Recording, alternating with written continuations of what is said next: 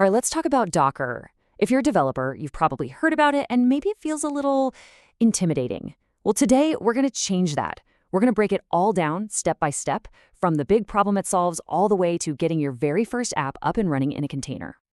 And let's just start with this quote because, wow, does it hit home for a lot of people. You're in a conversation, someone mentions containers or Kubernetes, and suddenly you feel that wave of imposter syndrome wash over you. If that sounds familiar, you're in the right place.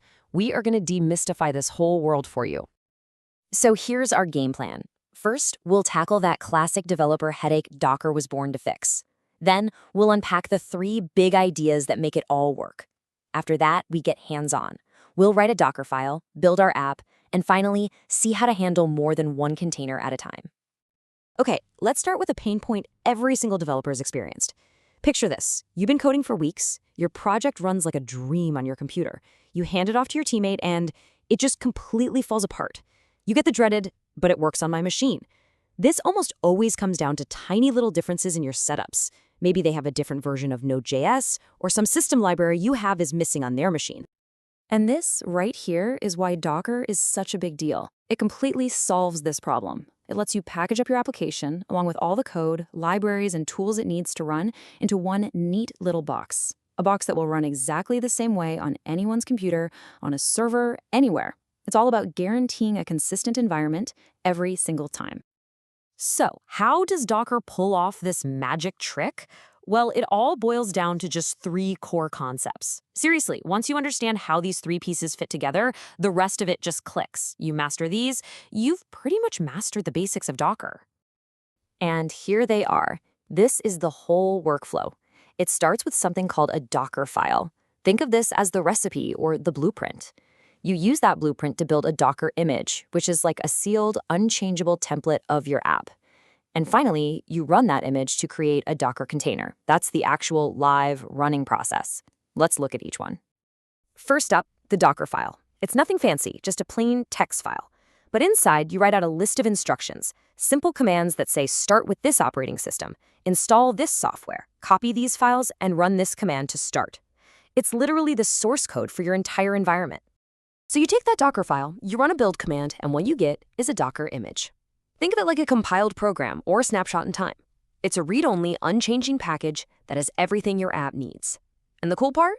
You can push this image up to a place like Docker Hub, and then anyone on any machine can pull it down and use it. And that brings us to the container. A container is what you get when you actually run an image. It's the live, breathing instance of your application. And here's the key. You can take that single image and spin up 1, 10, or 100 identical, isolated containers from it. It's what makes scaling with Docker so incredibly powerful. Okay, enough theory. Let's get our hands dirty and actually write a Docker file for a simple Node.js app. We're going to go through it line by line so you see exactly what's happening. Every Docker file has to start somewhere, and that's the from instruction. We're not building our entire operating system from scratch, no way. Instead, we're standing on the shoulders of giants. Here, we're using an official base image that already has Node.js version 12 installed and ready to go. It's our foundation. Next up, working dir. This is super simple. It's basically like saying cd/app inside the container. It just sets the folder where all the next commands are going to happen, so all our apps files will live nicely inside this /app directory. Now pay close attention, because this next part is a pro tip that'll save you tons of time. It's all about something called layer caching. See, every command in a Docker file creates a layer. If nothing changes, Docker just reuses the old layer instead of rebuilding it. The inefficient way on the left copies all your code, then installs dependencies. The efficient way on the right is much smarter. So here's the smart way. First, we copy only the package.json file, which lists our dependencies. Then we immediately run npm install. This creates a layer with all of our node modules. Now, as long as we don't change our dependencies, Docker will just reuse this cached layer on every build, which is way, way faster. After our dependencies are installed and safely cached, then we copy over the rest of our source code. You see the difference? Now, if we just change a line of text in our app, Docker only has to rebuild this one tiny step, not the whole time-consuming npm install part. It's a huge deal. And the final piece of our recipe, the CMD instruction. This just tells Docker, hey, when somebody runs a container from this image, this is the command you should execute to start the app. For us, it's just starting our Node application. Okay, our blueprint is complete. Now for the really satisfying part. We're going to take that Docker file, build our image, and actually get our application running inside a container. The command is docker build. The most important bit here is that little T flag. That's for tag, and it just lets us give our image a nice, memorable name. Otherwise, we'd be stuck with some long, random ID. And that period at the end, it just tells Docker, hey, the Docker file is right here in this folder. Once the image is built, starting a container couldn't be easier. It's just docker run, followed by the name we just gave our image. This fires up the container, and inside our terminal, we'd see our app's startup message, something like app listening on localhost 8080. It's running. But wait a second. You go to your web browser, type in localhost 8080, hit enter, and nothing. The page doesn't load. What gives? Our terminal said it was running. This is a classic gotcha for everyone starting out.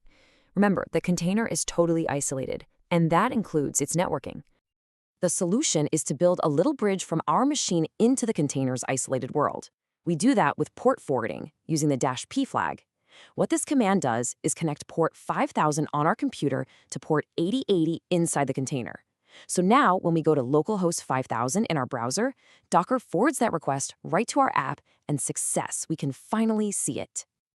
So we've successfully containerized a single app. That's awesome. But most real-world applications aren't that simple, right? You might have a web server that needs to talk to a database. Trying to manage both of those with separate Docker run commands would get messy fast. That's why we have a tool called Docker Compose. Docker Compose lets you define a whole multi-container application in one single, simple file. You can see here we're defining two services, our web service, which we build from our Docker file, and a DB service, which just uses an official MySQL image. We define everything we need in this one file, and then with a single command, Docker Compose up, it brings our entire application stack online, all connected and working together. And there you have it. We've journeyed all the way from the classic works on my machine problem through Docker files, images, and containers, and even seen how to manage a whole stack with Docker Compose.